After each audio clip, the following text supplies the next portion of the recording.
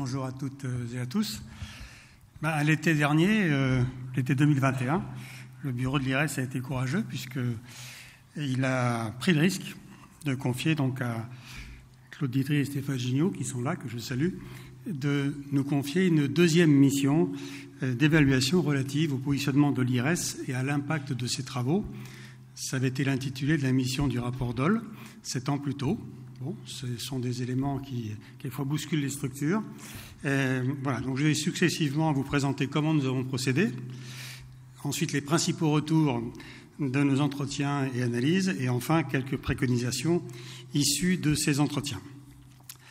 Alors, sur le plan de la méthode, une évaluation, ça ne se fait pas en soi, ça se fait par rapport à des éléments précis, en l'occurrence les missions de l'IRES, puisqu'il s'agissait d'évaluer les contributions de l'IRES par rapport à celles-ci. Donc, comme l'a rappelé Fabrice ce matin, l'IRES est sorti, je dirais, d'un dispositif qui a été conçu sous un gouvernement et mis en place par un autre, donc c'est un sujet plutôt transpartisan, ce qui est une bonne nouvelle pour la société, avec l'idée qu'il fallait développer des instituts d'analyse économique et sociale complémentaires à l'INSEE et aux autres organismes publics pour proposer au débat public une diversité des regards. Donc ce n'est pas agressif par rapport à ce qui existait déjà, mais c'était la volonté d'élargir les types de regards potentiels sur les différents sujets. Et d'ailleurs, en l'occurrence, ont été soutenus dans le même esprit l'OFCE, ce qui est devenu l'OFCE aujourd'hui, et puis IPCODE, qui est devenu Rexecode. Alors, Fabrice a rappelé les missions de l'IRES ce matin, mais j'y reviens quand même parce que c'est vraiment très structurant par rapport à ce que nous avons entendu de la part de nos interlocuteurs. Donc, chaque mot compte. Le premier item, c'est assurer des activités d'études et de recherche indépendantes, adoptant une démarche scientifique.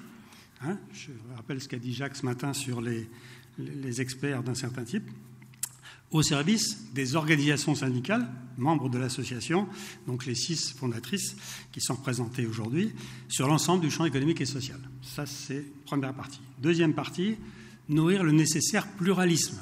Ça a été dit aussi ce matin, sur les débats de nature économique et sociale, à tous les niveaux, de l'international au sectoriel ou au territorial, et ainsi d'apporter un soutien à un dialogue social de qualité. C'est un objectif public qui a été ainsi exprimé. Enfin, valoriser ces travaux par la publication de rapports, de notes, l'organisation de séminaires, etc.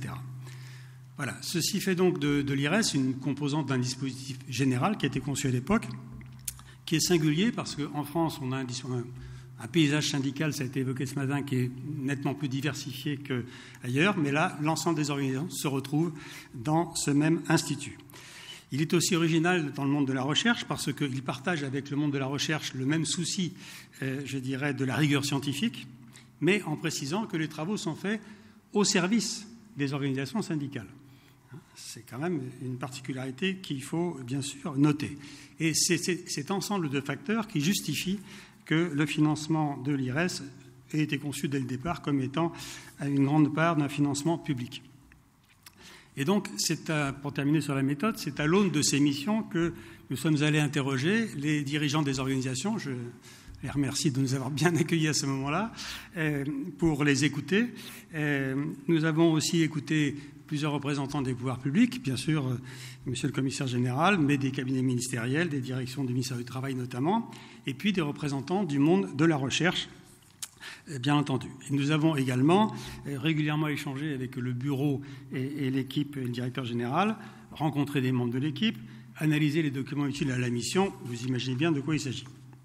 Alors, j'en viens maintenant aux principaux retours de nos entretiens, puisque, encore une fois, ce n'est pas notre évaluation à nous, nous étions mandatés pour essayer de bien comprendre les attentes, l'évaluation et les attentes des interlocuteurs que nous étions censés rencontrer, ce que nous avons fait.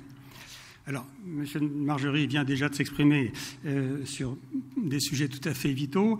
Les dirigeants syndicaux vont le faire dans un instant, donc je ne veux pas paraphraser ce qu'ils vont dire, mais je dois quand même, pour respecter mon mandat de cet après-midi, vous livrer quelques conséquences claires que nous avons tirées de nos entretiens. Je dois dire en termes génériques que finalement, à notre surprise, plutôt, puisque il y a quelques années, je pense que ce n'était pas le cas, on a eu en fait des retours unanimes sur plusieurs points absolument essentiels par rapport à ce qui peut, je dirais, conduire la prochaine décennie pour l'IRES.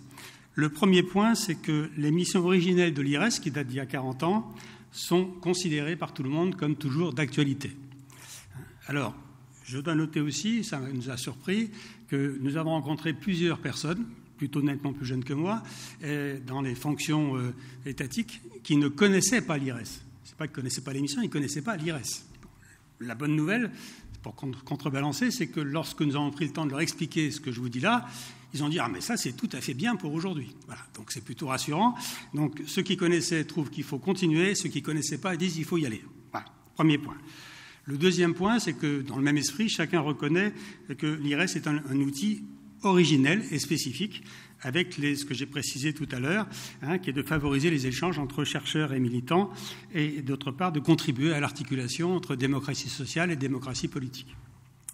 Le troisième point qui a été reconnu par tous nos interlocuteurs, c'est que depuis le rapport Daul 2014, eh bien, l'IRES s'était mis en mouvement et avait progressé sur un certain nombre de points qui avaient été, je dirais, recommandés ou réclamés dans le rapport Daul, donc mission précédente, notamment la présence de la commission scientifique. Vous avez entendu plusieurs de ses membres ce matin, mais aussi la place donnée à des entretiens d'évaluation interne, la collection éclairage pour éclairer les questions d'actualité. Voilà, donc tout le monde dit il y a des progrès, mais tout le monde dit aussi oui, mais il va falloir continuer. Il ne faut pas s'arrêter, il y a encore plein de choses à faire.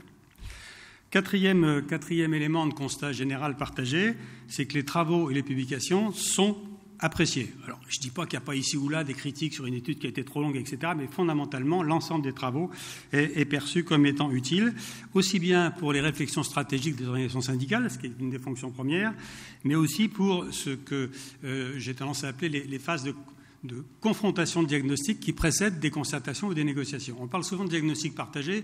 Moi, je trouve que c'est un terme qui est ambigu parce que ça donne le sentiment qu'on va forcément être d'accord quand on met des gens autour de la table. Je pense que chacun représente un certain nombre d'éléments et qu'il faut d'abord confronter les diagnostics venant des différents courants de pensée. C'est beaucoup plus riche que de penser qu'on va tomber d'accord tout de suite ou de penser qu'il y a une vérité absolue qui vient de quelque part. Enfin, tout le monde est d'accord pour dire qu'il faut que l'IRES interviennent davantage dans le débat public.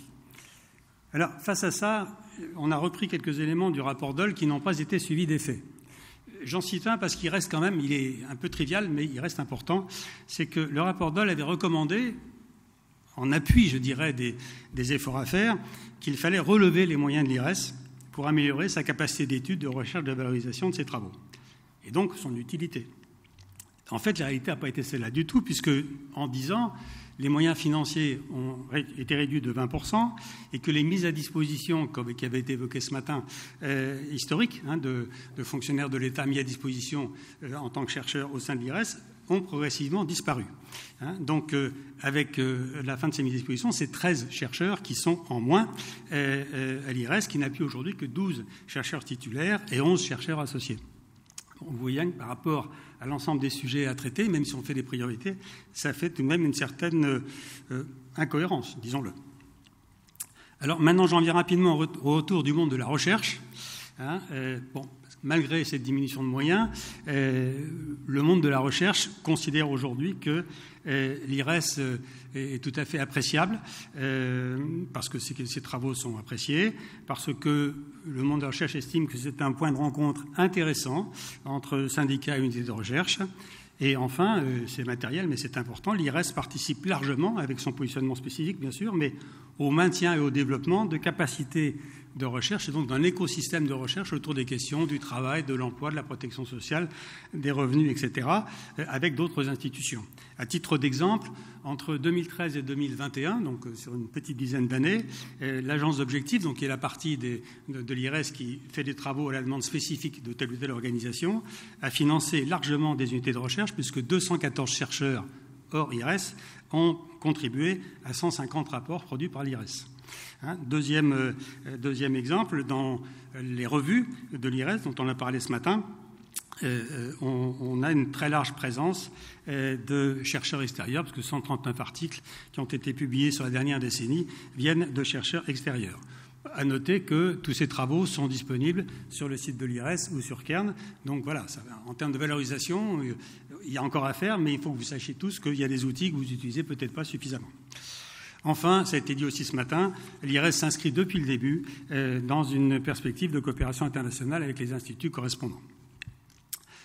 Alors, dernier point sur les retours de nos entretiens, sur l'interne. Bon, c'est une estimation que nous avons faite, nous avons ressenti des choses, si je veux dire. Là, on est dans le ressenti. C'est que nos échanges, aussi bien avec le bureau qu'avec l'équipe, nous montrent que, je dirais, il y a une motivation très forte. Et je dois dire, parce que j'essaie de suivre un peu ce qui se passe quand même, parce que ça m'intéresse, les efforts déployés par l'équipe sont clairement une bonne démonstration du fait que l'équipe est en mouvement. Et je pense que c'est tout à fait important de le dire. Alors, j'en viens à nos principales recommandations. Comme vous comprendrez, elles ne viennent pas, ce n'est pas des sentiments personnels, c'est vraiment ce que nous avons entendu de tous ceux que nous avons interrogés dans le cadre de la démarche que j'ai présentée. Et donc, ça ne vous étonnera pas que notre rapport porte un titre très clair.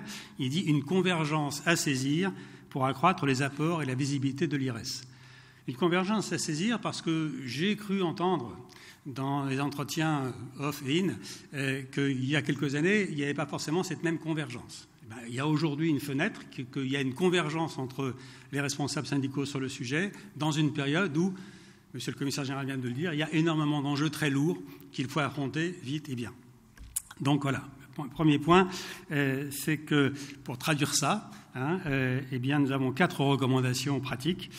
La première, c'est de finaliser entre les membres de l'Assemblée générale de l'IRES un programme pluriannuel conforme à ses priorités, ce qui veut dire qu'il faut que les acteurs dialoguent pour définir les priorités.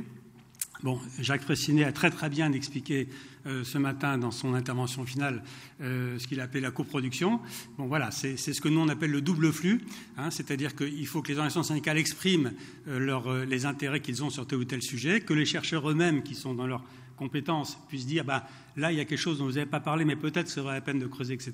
Et c'est ce double flux qui peut permettre d'arriver à un programme qu'il faut par ailleurs bien entendu sanctionner en termes de priorité parce qu'on ne peut pas toujours tout faire en même temps. Et c'est à partir de ce programme seulement qu'à notre avis il faut revoir la question des moyens parce que les moyens ne sont pas là en absolu, ils sont là pour répondre à des enjeux. Il faut être capable de démontrer que engager des moyens complémentaires, parce qu'on pense que c'est nécessaire, c'est justifié parce qu'il y a un enjeu dans la qualité du débat public et du fonctionnement de la démocratie sociale politique et, comme l'a expliqué le commissaire général tout à l'heure. Alors, bien sûr, ça demande des efforts à tout le monde, aussi bien les organisations syndicales qui doivent prendre du temps pour réfléchir à tout ça, que les équipes de l'IRES et les chercheurs qui doivent aussi entendre des choses qui ne sont pas forcément celles qu'ils auraient envie d'entendre dans un premier point.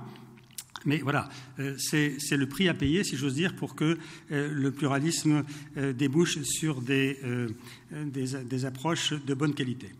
Le deuxième point qui est plus technique, c'est que, vous savez, l'IRES est partagé aujourd'hui entre une agence d'objectifs qui traite les sujets demandés par chaque organisation et puis le centre de recherche qui est transversal.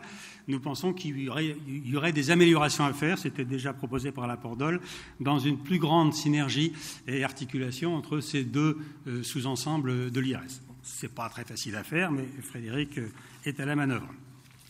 Le troisième point, c'est qui a été souligné pas mal par les organisations syndicales dans les entretiens, c'est l'intérêt, et ça a été aussi repris par Jacques ce matin, c'est l'intérêt d'accroître en cours d'études les rapports entre les militants et les chercheurs. D'abord parce que pour les militants, ça leur permet, je dirais, d'avoir des éléments utiles pour leurs travaux et leurs responsabilités en cours d'études, sans attendre forcément un état final qui est bien léché, et d'autre part d'intervenir éventuellement sur le cahier des charges de l'étude s'ils s'aperçoivent que le besoin s'est un peu décalé. Réciproquement, pour le chercheur, ça permet de se rendre compte qu'il y a au bout de son rapport des gens que ça intéresse. C'est quand même plutôt valorisant quand on fait une recherche de savoir que finalement elle va être publiée, mais surtout qu'elle va être utilisée, que les fédérations, les sections, les unions locales, etc. vont s'en emparer. Voilà, donc ça c'est un complément tout à fait utile qui est une déclinaison, je dirais, très décentralisée de ce double flux que j'évoquais au niveau de la construction du programme. Enfin, quatrième recommandation qui était déjà dans le rapport Dole et qui a eu quelques débuts d'effet et qui sont prolongés avec ce que vous avez vu ce matin sur le nouveau logo, la présentation, etc., c'est la valorisation des outils de communication mis en place, parce que ça a commencé, mais il faut les valoriser davantage pour contribuer à un débat public de qualité, comme le fait aussi le CESE sur d'autres sujets. Bon, je pense que nous sommes tous responsables de cette valorisation. C'est-à-dire que l'IRES met à disposition, mais il faut aussi qu'on sache, nous, dans nos réseaux, nos activités, etc., signaler tel ou tel rapport utile qui permettrait de faire avancer le débat. Voilà, j'en ai terminé. La dernière AG a validé ses axes. Bon, c'est une bonne nouvelle, enfin, je trouve. Hein.